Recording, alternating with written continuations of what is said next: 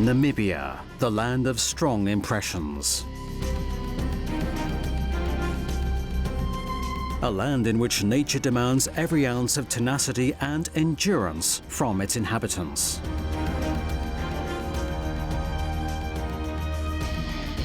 A hard, unforgiving land in which nature has asserted its will over that of humans again and again.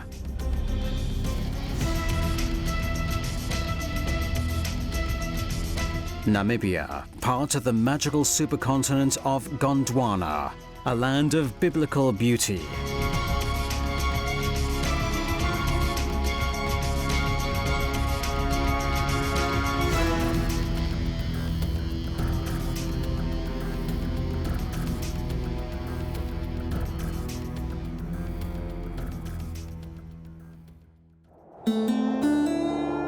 Dawn in the Kavango. The orange dunes are offshoots of the sea of sand that is the Kalahari at the southern tropic of Africa. Shifting sand dunes have buried the vegetation beneath them.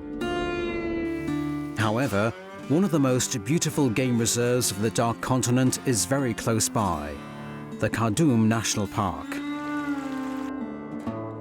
It is rather inaccessible and thus the home of rare animals.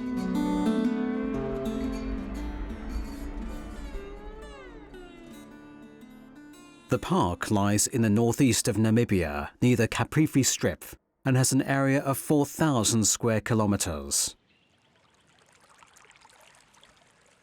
The riverbed, which was completely dry from April to November, has filled with water in the rainy season and attracts many animals, including aquatic birds.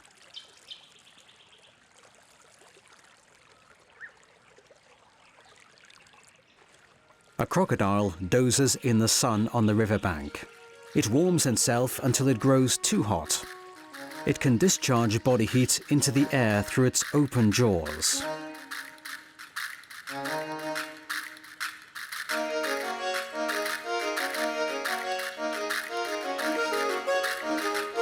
A jacana stalks through the jumble of aquatic plants on the other side of the river.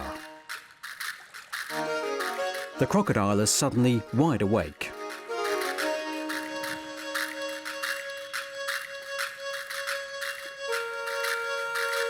But the jacana has seen the crocodile and abandons its spot, screeching. It is trying to draw attention to itself and away from its young. The maternal instinct is stronger than its fear. Hen versus reptile. David versus Goliath. The crocodile could devour the jacana with a single quick movement. Better to keep a distance.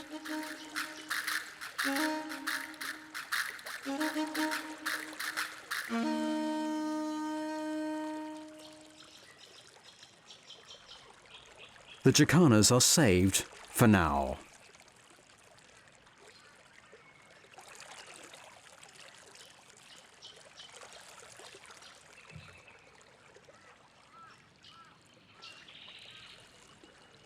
Many animals are still sleeping this early morning.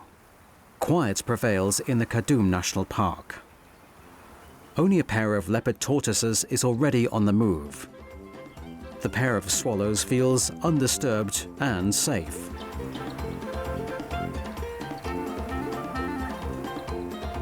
Their ancestors were also once birds more than 250 million years ago, until the tortoises developed a shell instead of wings.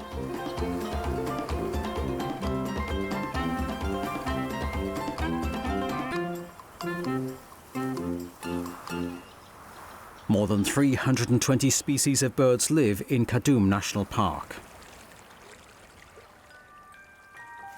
Laughing doves love it hot and dry. They live all over Africa and have spread as far as Australia and Turkey. Europe is too cold for them.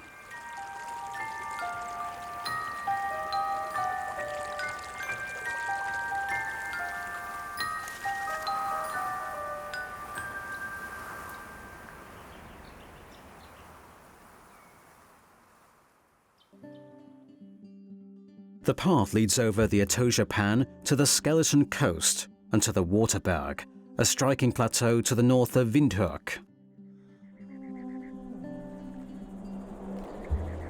Etosha means Great White Place. Salty crusts cover a basin that is nearly 5,000 square kilometers in size, the floor of a giant lake that existed here millions of years ago. The Etosha National Park was once actually twice as large, but homelands for the indigenous peoples reduced the habitat of the animals, including the gigantic gnu herds. Their progress into neighboring Angola during the dry period has been blocked. The herds have overgrazed. It has turned into steppe.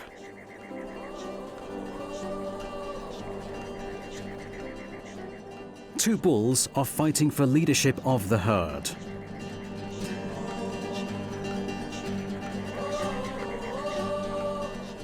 One of the animals has fallen to the ground. The battle has been decided. The herds are followed by cattle egrets. They eat locusts and spiders that are startled by the gnu, even parasites like ticks. Ibis also follow the herds. The African buffalo live in family herds of up to 10 animals. They also profit from the grooming of the egrets.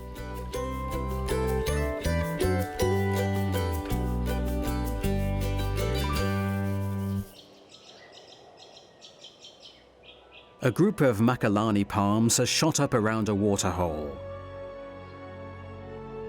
These plants thrive in saline soil when they can find a little bit of water.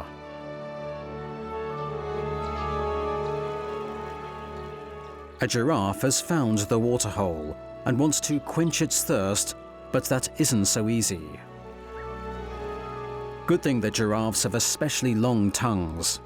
That helps when pulling off leaves and while drinking. The rest is balance and muscle work.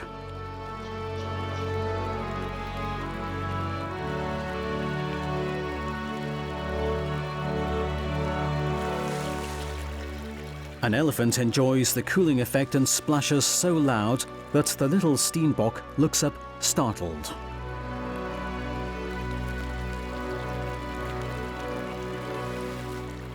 Pachyderms love water. Some roan antelopes have also arrived, but then everyone else quickly vacates when the lion wants to drink. The next rain front is approaching on the horizon. It will allow the waterholes to expand into shallow lakes. The blue in the coat of arms of Namibia stands for the water that is of existential importance, the seaside coast, but also the blessing of the rainy season. Flamingos come to hatch on the salt lakes of the Etosha Pan when the water level is right. They find algae and small crabs there that color their feathers pink. The African spoonbills filter the water through their flat bills. They are searching for small fish.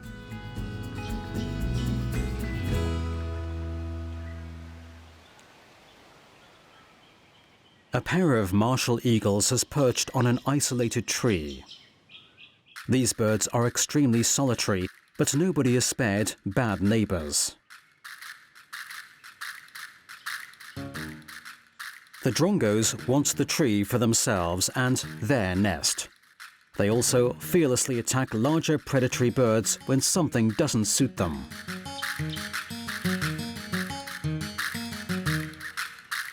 The eagles can't do much about the stubborn dive-bombing attacks.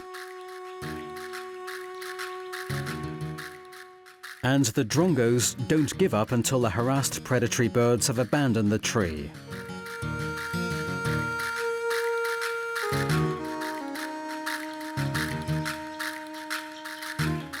The savanna monitor is also a solitary animal, a lizard that hunts in the grass for small vertebrates and large insects.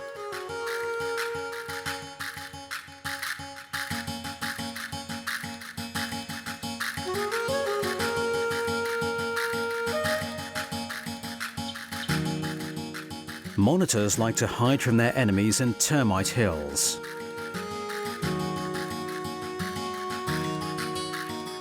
The impressive structures of vegetation are transformed into concrete-hard fortresses by the saliva of the insects.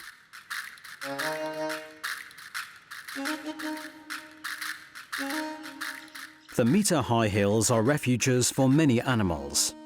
They serve as a hiding place or a rest stop, as a viewing platform, or as a perch from which the leopard stalks its prey.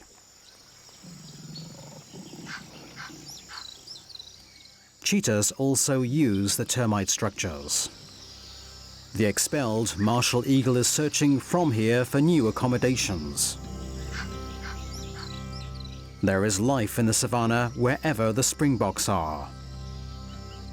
The delicate animals move across the plain in large herds, center of attraction for many predators. Springboks may move at speeds of 90 kilometers per hour, similar to cheetahs. But when they become separated from the herd, they are chased to death.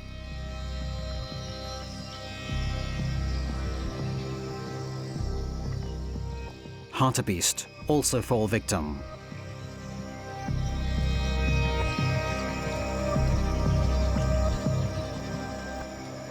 The Ovamba land on the border with Angola is a core area of the African liberation movement. The struggle against the South African apartheid government took place here decades ago, until Namibia obtained its independence in 1990. The Ovambo are the largest ethnic group of Namibia. The young republic has become the home of the most diverse peoples, who also speak different languages. The Ovambo are also subdivided into various groups and dialects. The rainy season brings fertility to the soil and provides humans with fish, an important source of animal protein. The Ovambo are mostly small farmers who wrest harvests from the soil with a lot of manual labor. They keep their livestock in enclosures, so-called kraals. The kraals used to also have significance as a form of settlement with a strict social order. Cohesion in the village ensures survival in a landscape in which resources are scarce. The women are responsible for the cultivation of grain. This farmer is cooking gruel of finger millet. The men used to have 3 or 4 wives, depending upon how many they could feed with their animal husbandry. Ovambo goats are very self-sufficient. Breeders have also brought the multifunctional animals to Europe because they provide both meat and milk.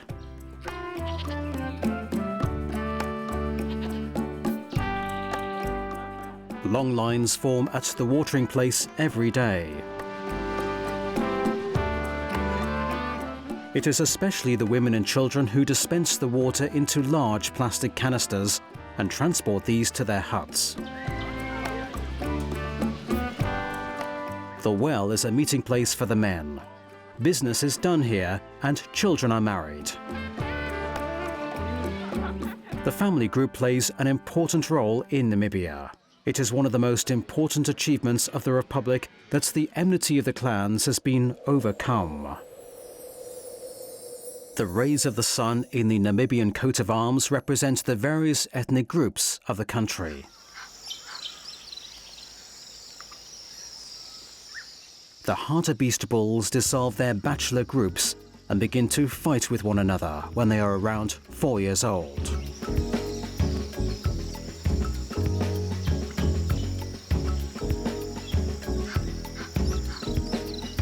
They fight for territory and females. The males are too old for wrestling matches at 8 years old and prefer to move through the savannah alone.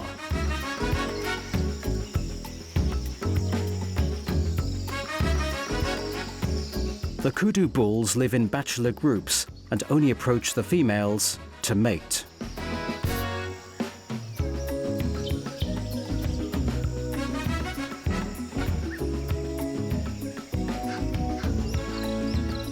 The impressive twisted horns can grow to be over 1 meter long.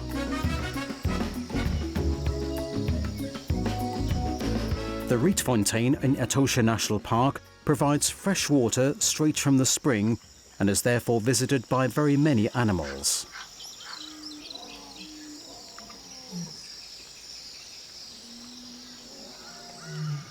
The lionesses follow the call of their lord. They have just killed a kudu bull that had come to the watering hole to drink. The big cats are still excited.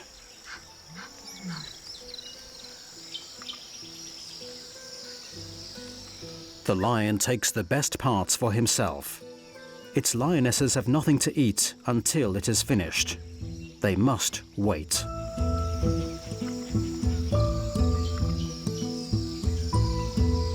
The others may only approach when the head of the pride is finished. Lions can eat up to 35 kilos of meat at such a meal. That's enough for 2 or 3 days.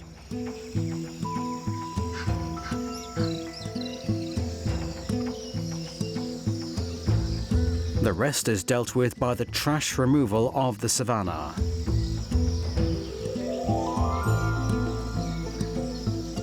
A swarm of white-backed vultures can make such a kudu carcass disappear in half an hour.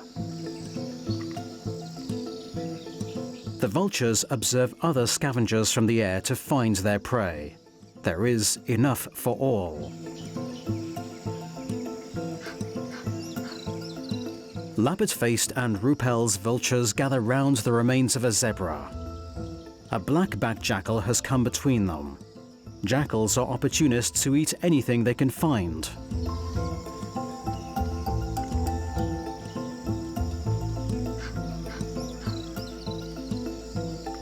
However, at some point, the vultures lose patience.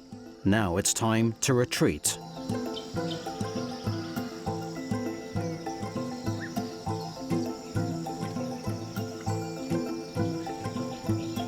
In many cultures, vultures are guardian birds and holy, although they are in such a bloody business.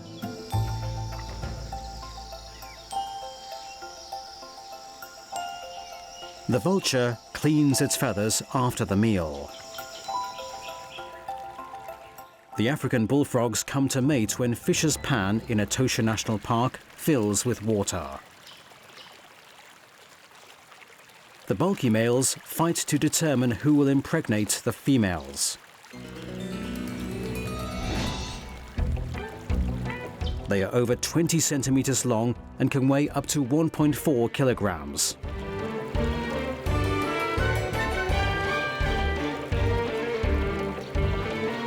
They are reminiscent of sumo ringers when they fight. They disappear into holes in the ground when the rainy season is over. The squacco heron can extend its neck to a great length when it spots prey in the water. It has caught quite a large fish.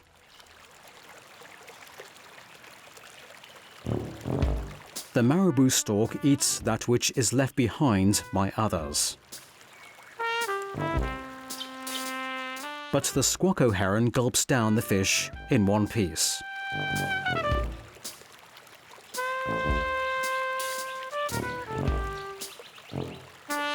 There is nothing left for the marabou stork. It has to look for a frog or a locust.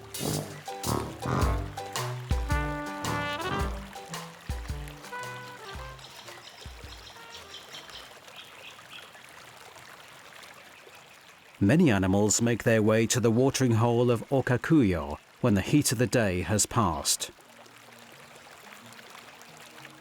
Plain zebras live in harem herds led by a stallion.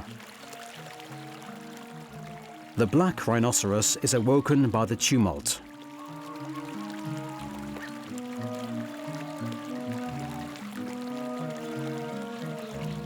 A zebra colt learns how to bathe in sand from its mother. Coat grooming. The rhinoceros is hungry. It searches in the twilight for leaves and low trees. The young animal is groomed after its bath and is now ready. Although the black rhinoceros has a very similar appearance to that of its relations, its species separated 17 million years ago from the white rhinoceros.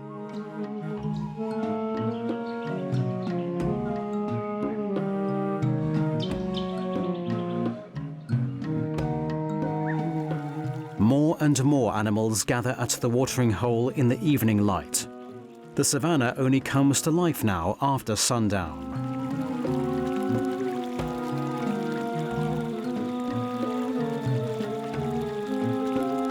However, thanks to a night vision device, we can even observe the animals in complete darkness. The rhinoceros also finds its way to the watering hole with its exceptional hearing. It drinks up to 80 liters of water daily, an entire bathtub full. Rhinoceroses are killed in large numbers for their horns, which are considered to be potency enhancing according to folk beliefs.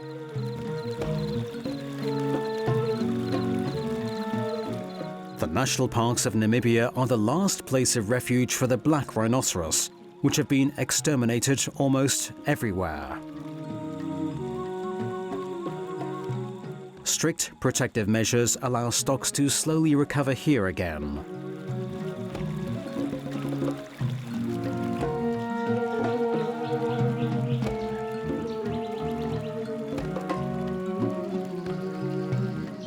Animal tourism finances the expenses of nature conservation. Visitors can observe the animals from very close up at the Halali watering hole. A police station from the colonial period is now the visitor center of the national park. The sun in the coat of arms of Namibia stands for vital energy. However, the sun can also mean doom. The sand road heading west leads to the Atlantic and the Skeleton Coast. Unpredictable currents and a treacherous coast have dragged many vessels to their doom.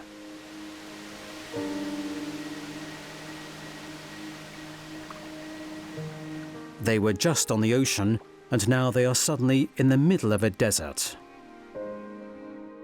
The Eduard Bollen was once an imperial mail steamship of the German colonial rulers.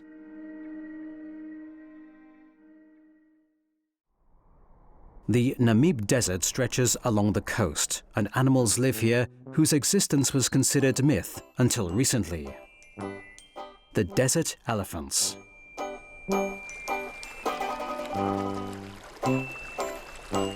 They can endure the aridity and heat very well. However, when they find water, they drink greedily. Who knows when they will find more?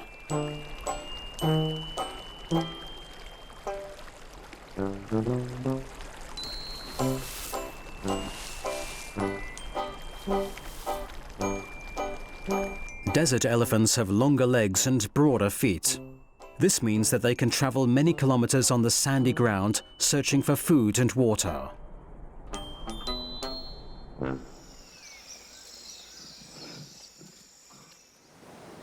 The first Europeans, Portuguese mariners, set foot on this coast in 1486. This is commemorated by 2 crosses. There is a gigantic seal colony very close to Cape Cross. Up to 250,000 animals live here on the coast. These are South African fur seals, a species of eared seal. Fur seals are very social animals. They communicate with a large number of sounds and signals.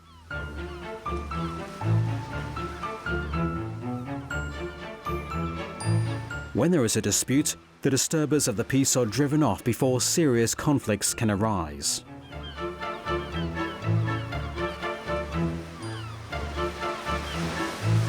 Seals lie around lazing on the beach when they're not fishing. They hardly have any enemies on land and little to fear.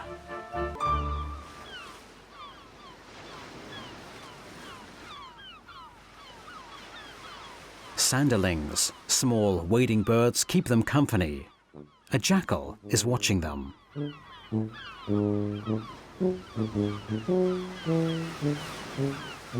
Of interest to the jackal are the stillbirths and afterbirths, as well as the sick or dead animals of the colony it can get hold of. because young animals are often crushed by the larger animals in the throng.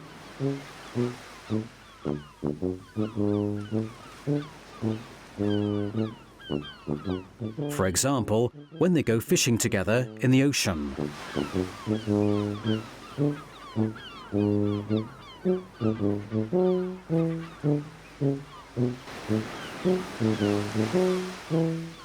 It's much easier for them to move in the water. We now move from Cape Cross in the far west a little bit inland to a spectacular display of the history of the Earth.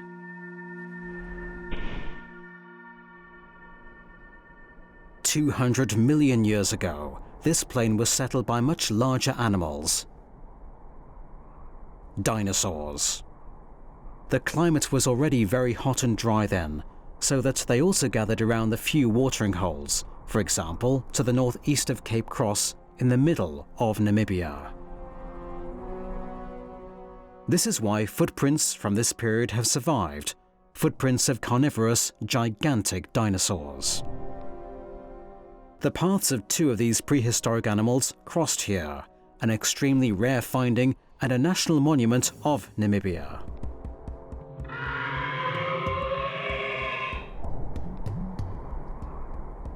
The larger of the two dinosaurs was probably a theropod, a biped that walked upright. At that time, Africa was still joined with South America and was part of the supercontinent of Gondwana. This is why similar fossils have been found in both hemispheres. Remains of feathered dinosaurs have been found on the African island of Madagascar. These giants went extinct around 65 million years ago when the impact of a meteorite altered the Earth's climate.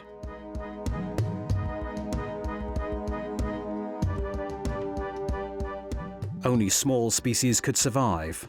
Whether our present-day birds are descendants of these, in some cases feathered dinosaurs, remains an unconfirmed thesis. The dinosaur traces found in Namibia left behind many secrets.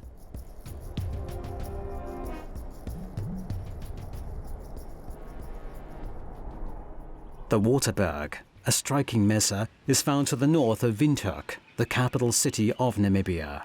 A historic battle took place here in 1904. The Herero people fought for freedom from their German colonial rulers, but the rebellion ended in disaster. The Germans cut the Herero off from the water supply so that most of them died of thirst. It was the first genocide of the 20th century.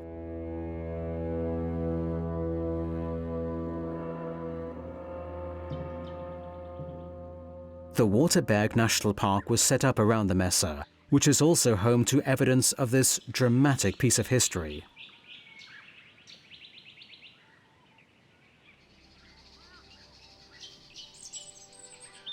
There are hundreds of birds here. A lilac-breasted roller is hunting for insects.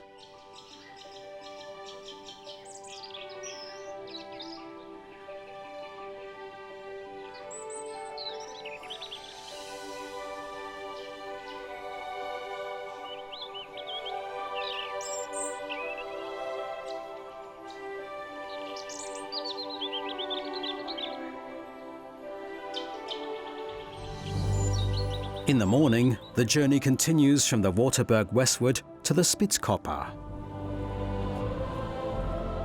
The striking mountain towers 700 meters above the surrounding area.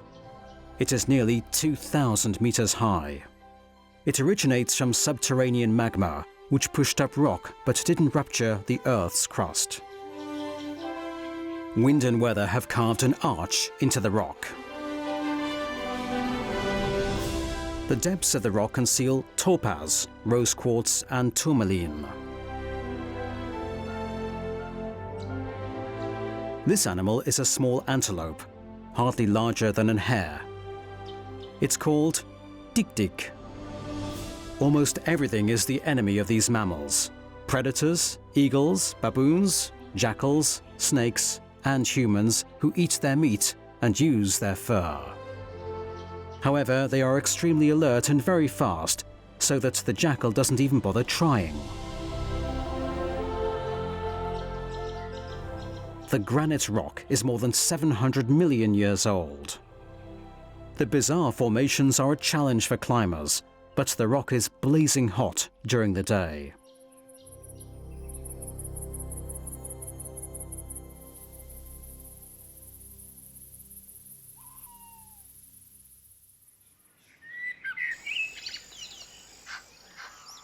Not far away are the Arongo Mountains, a solidified volcano.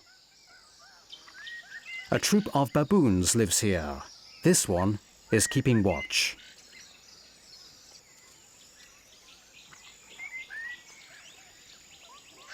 Erosion has ground down the porous granite into round forms. The extreme temperature differences between day and night do the rest of the job of cracking the rock.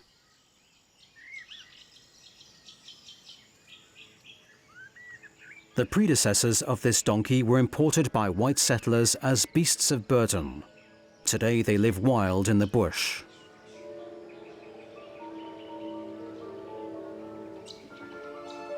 Humans have already settled in the caves of the Bushman Paradise 6,000 years ago.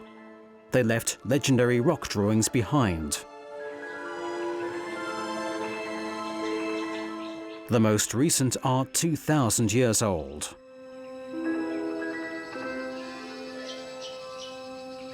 The plants use every inch of earth in this inhospitable region. Here, a fig tree is growing from a crack in the rock.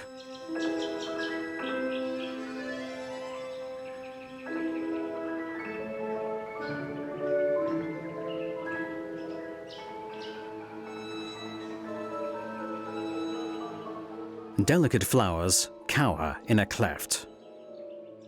Other plants grow thick leaves to save water.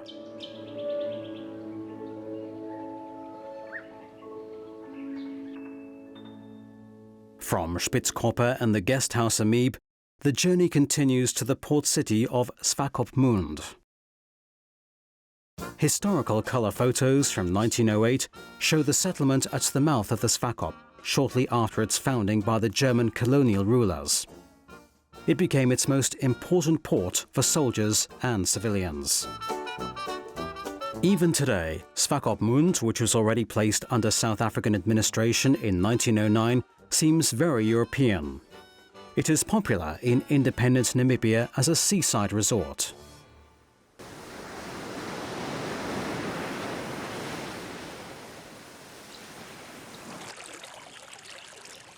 The Swakop is a dry river. Only during the rainy season can flamingos feed from the bottom and pelicans catch fish here.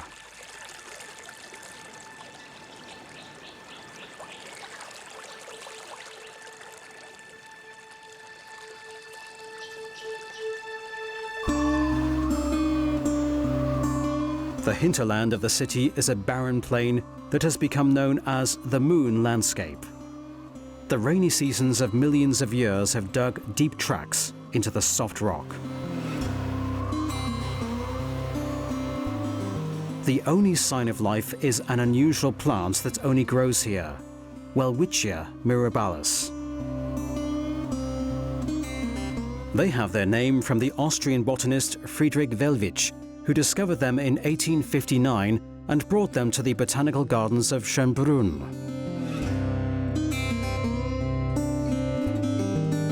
Each plant has only one pair of leaves, but it grows to be around 2.5 meters long. The leaves fray as if they were many more. It is thought that the Welwitschia can live to be 2,000 years old. They are presumably pollinated by insects.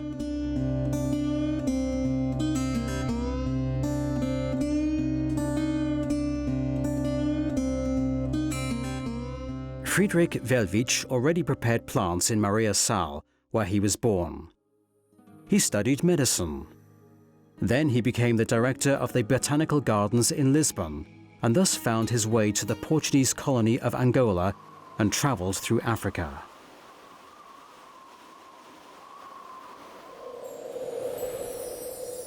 The Welwitschia is so unique that it decorates the coat of arms of Namibia. The journey continues northward to Walvis Bay, past gigantic salt works. The seawater evaporates there in flat pans and leaves the valuable salt behind. The flat salt pans are an ideal place for the flamingos, which find algae and crabs here. And where there are flamingos, pelicans are not far away.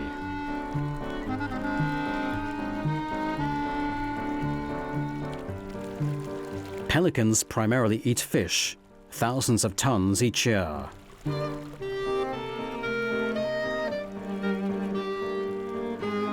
Sometimes they only need to let their bill pouch hang into the water to find prey. The seagulls know where pelicans are, there is also something left over for them. Boat excursions in Walvis Bay are tourism highlights.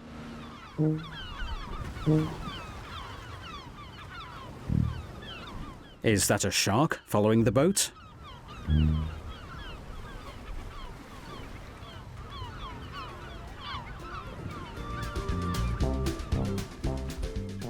But the visitor turns out to be a seal, which cheekily jumps into the boat.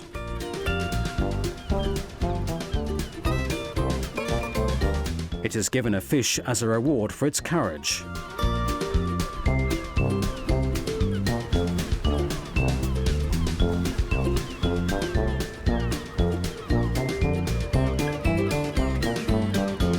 But it soon gets to be a bit much.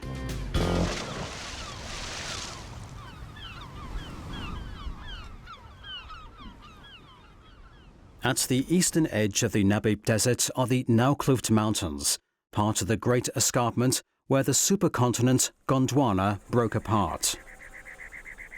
Here it only rains once every few years. How can life exist here?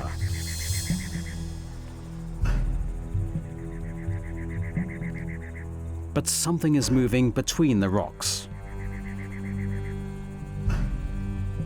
The spider-like animal is a scorpion. It hunts at night.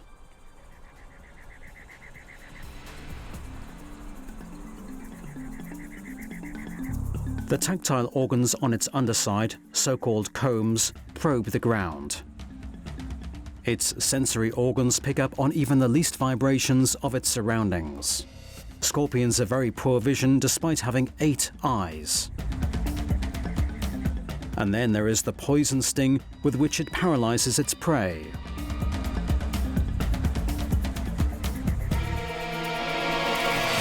The mouse doesn't have a chance.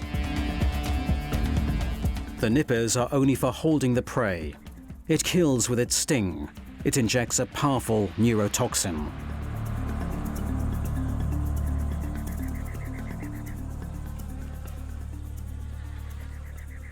The dead trees of the dead flea are preserved by the extreme dryness. The dunes have buried the last streams. Temperatures reach 50 degrees. Because rain is falling elsewhere.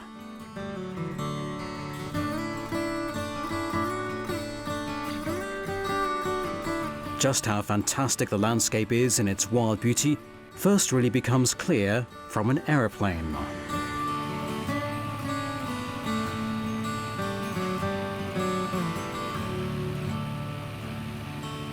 The salt clay pan can be clearly seen from the air. The journey then continues by car on the search for water. The Swakop is a dry river. It only very rarely carries water. However, over millions of years, it has carved a deep canyon into the soft stone.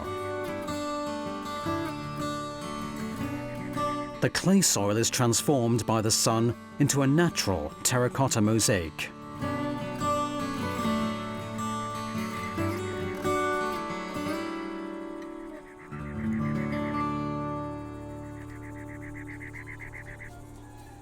Oryx are a species of antelope that are especially robust. They can withstand long periods without water, and their body temperature can climb to 45 degrees Celsius. They have a network of arteries around the carotid artery that functions like a heat exchanger and cools the blood before it flows into the brain.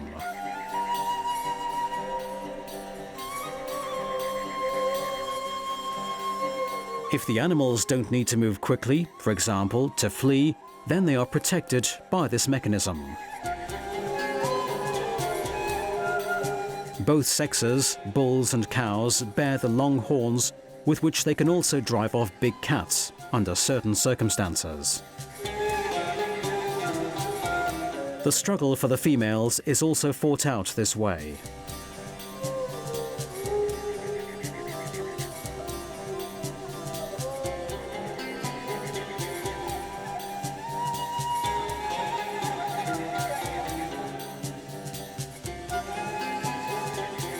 This can result in serious injuries. The females are only interested in who will win.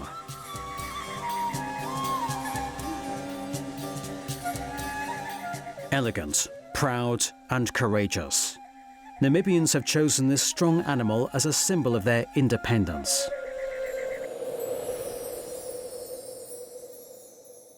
Two majestic bulls frame the nation's coat of arms. Although the desert appears to be God-forsaken, there is life there. Geckos live on the stable windsides of dunes. And puff adders. The snake is found all over Africa and is responsible for the majority of fatal poisonous bites. The fine vibrations of the sand have drawn the attention of the snake to the gecko.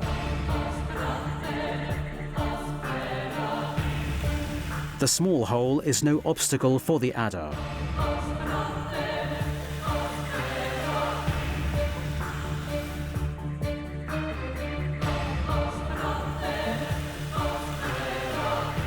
The snake picks up speed, but it can only crawl sideways through the sand. Suddenly it senses a strong tremor and is now on the run itself. A vehicle passes through the dunes. Tourists explore the sand desert with a guide.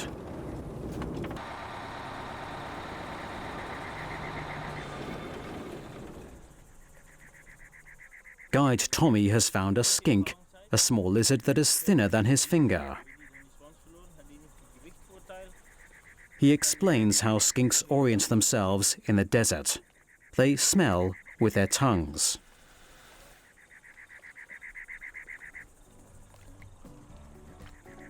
And he also demonstrates another phenomenon. The so-called iron sand contains so much magnetite that it can be collected with a magnet. They stack grains of sand to form needles, but remain as soft as velvet.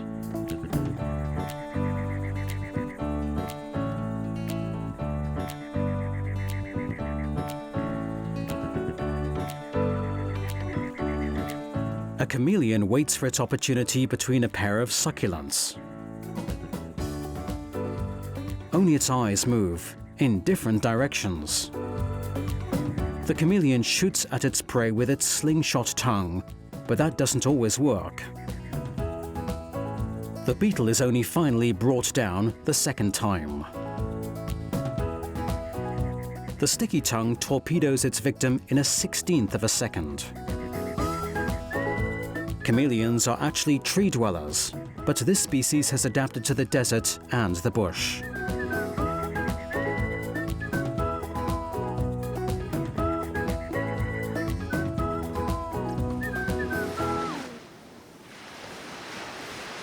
Not far from the port city of Luderitz on the Atlantic coast is the ghost town of Kolmanskop in the interior. Diamond discoveries helped the town to a boom in 1908. The house of the mine director shows that there was also luxury despite the inhospitable environment in the middle of the desert.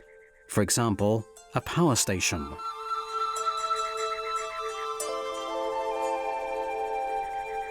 A railway line linked the town with the port city of Lüderitz. Around 400 people lived in Kolmanskop at that time, but the diamond finds had already nearly disappeared by the 1920s. The town was abandoned. Only in the 1990s was a part of the town salvaged as a museum and homes and facilities restored.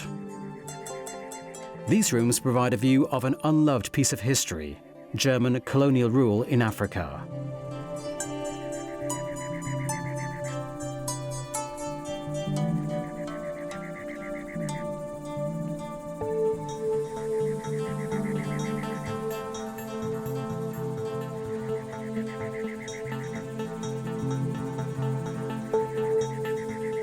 For 31 years, Namibia was the protectorate of German Southwest Africa, before it was conquered by the Union of South Africa.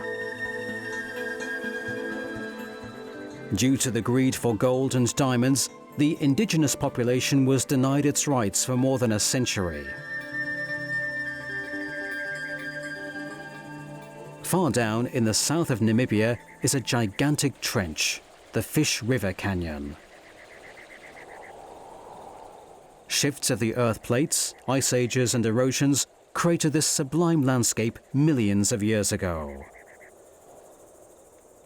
The canyon is today one of the most important sites in Namibia. A special highlight of any journey is provided by the Orgrebies Falls in southeast Namibia, on the other side of the border with the Republic of South Africa. The falls can be heard before they are seen. The name Orgrebies originates from a word of the indigenous San people and means place of big noises. Here, the Orange River thunders raging over a rock plateau. During the rainy season, it carries an especially large amount of water. The banks are covered with grass and stones that the river has pulled along with it and polished. The little rock hyraxes are herbivores the size of groundhogs that live in small colonies in the rock labyrinths along the river. They are found only in Africa and on the Arabian Peninsula. At the Orgrebies Falls, the river plunges downwards 56 meters.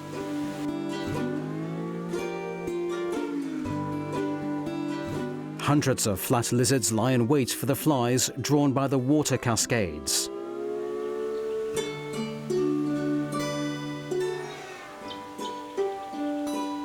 With these lizards too, it is the males that are radiant and colourful.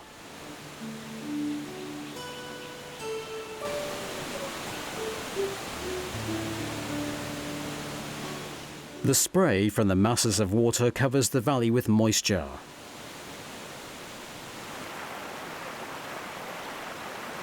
The Orange River then forms the boundary between South Africa and Namibia for 500 kilometers.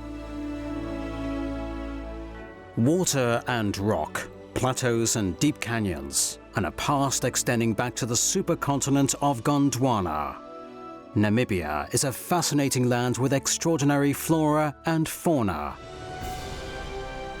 Animals and humans had to learn to hold their own here, but it is precisely this hard life that has left nature more untouched here than in almost any other part of Africa.